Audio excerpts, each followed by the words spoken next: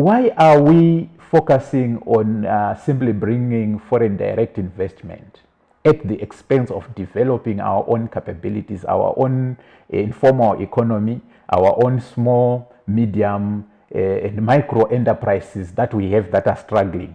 If the president was serious and if the government was serious about developing this economy, they should have started at developing our own entrepreneurs that we have in this country, the small players that we have, build them. Why? Because if you bring in foreign direct investors, firstly, you are going to compete with everyone else, and we don't have the environment that is competitive. Secondly, they are going to bring high tech, new machine, new innovation. Yes, we need that, but we should know that it will come at an expense of employment. So they bring a machine here that can produce, but that only need 10 people to work on.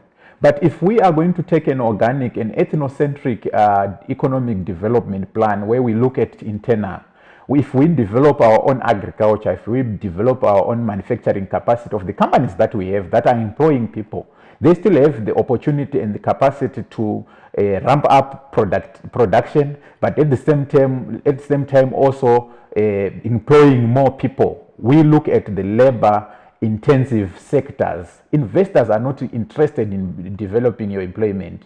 They are not interested in developing your economy. They are interested in making and maximizing as much as possible the profit that they can come up with. So that is an illusion that we are going to have serious investors here, and even if we have them, we are not going to have economic development. The government will come back to you and say, Mr. Mutasa, we are developing our own people, especially the peasants, through the Fumvudza program, the presidential input for the peasants.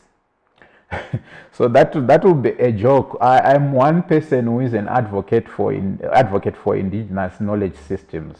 We need not to ditch and despise our own indigenous knowledge and practices that we have been using for many years.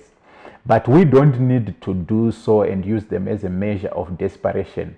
I think you saw what was being paraded 4 months or 5 months back when ZANU-PF said we have found the solution for production. We now have indigenous baking ovens, and they were using those brick and mortar and clay ovens.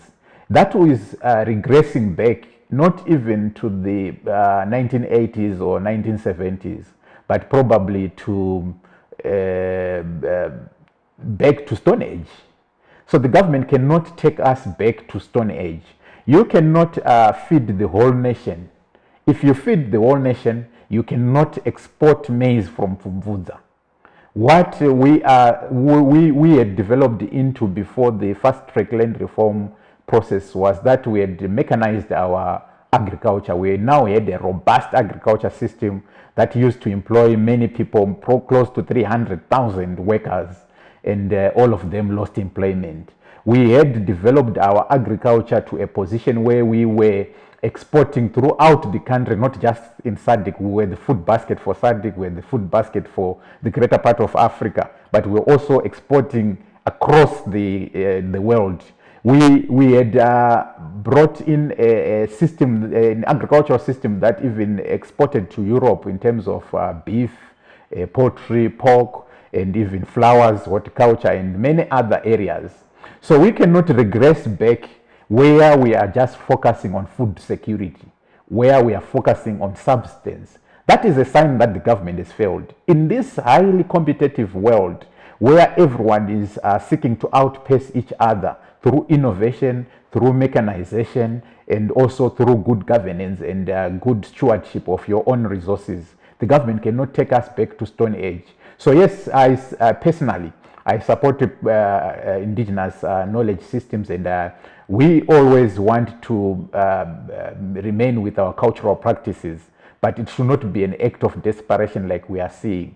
We want the government to acknowledge that they failed in agriculture, they failed to provide food security, they failed to develop an agricultural industry that can export and earn the country real foreign currency. And when they acknowledge that, we sit down and find a way forward. There's no Christmas for the worker this year. Nothing. We can't talk of Christmas. Workers today, they've no meal. Today, workers and their families, some of them are going to sleep hungry. We cannot talk of Christmas, which is 2 months to come. As we speak, workers have no adequate clothing. I think you heard Majongwe talking to teachers, and teachers were explaining that we can buy second-hand trousers and shirt at Mpezanamo for $1 or $2. But does the government want us to buy our underwears at second-hand at Mpezanamo too? So we cannot talk about Christmas, even though, because it's also 2 months back then. Workers are not food secure as we speak. They cannot send their kids to school as we speak. School fees is 55,000, 30,000, and your salary is 2,500. You can't balance that. Workers are also not secure in terms of housing. The majority of the working class are facing evictions. They are being chucked out from where they stay. Many are disillusioned. They are hopeless. So there's no life in this country. I may say so. There's no life for workers in this country. Workers just have to fight and defend themselves and restore their dignity. Otherwise, we can't even wait for Christmas.